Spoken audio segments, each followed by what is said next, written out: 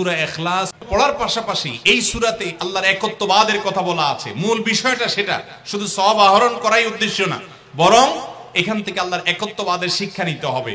আল্লাহ একক, কুল হুয়াল্লাহু আহাদ, হে রাসূল বলে দিন তিনি আল্লাহ, তিনি একক, তার কোনো অংশীদার নাই, তার কোনো পার্টনার নাই, তিনি কারোর প্রয়োজন তার হয় না। আল্লাহুস সামাদ, তিনি কারোর মুখাপেক্ষী না, বরং সবাই তার মুখাপেক্ষী। লাম ইয়ালিদ ওয়া লাম ইউলাদ, তাকে কেউ জন্ম, তিনি কাউকে জন্ম দেননি আর তাকেও কেউ জন্ম দেয়নি। ওয়া লাম ইয়াকুল লাহু কুফুয়ান আহাদ, তার কোনো সমকক্ষ নাই।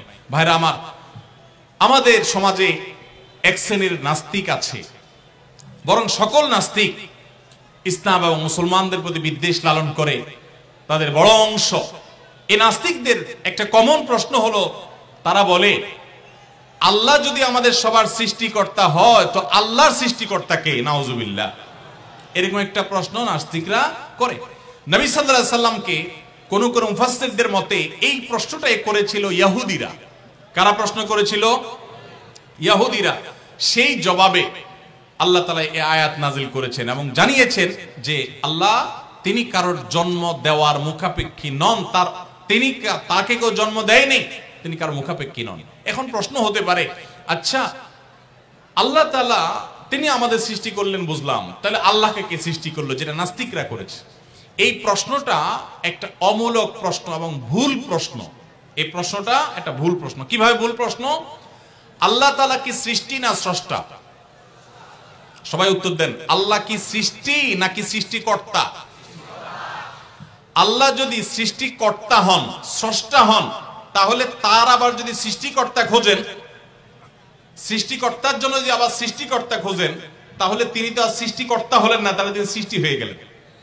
কথা বুঝেন নাই? যার স্রষ্টা থাকে তাকে সৃষ্টি বলে। আমার একজন স্রষ্টা, এক সত্তা আছে, স্রষ্টা, যিনি আমাকে সৃষ্টি করেছেন, আপনাকে সৃষ্টি করেছেন, তাহলে আমরা হলাম সৃষ্টি। যাকে কেউ সৃষ্টি করে তিনি হলেন সৃষ্টি। আমাদের আল্লাহর যদি আরেকজন স্রষ্টা আপনি খোঁজেন, তার মানে আপনি আল্লাহকে সৃষ্টি মনে করতেছেন।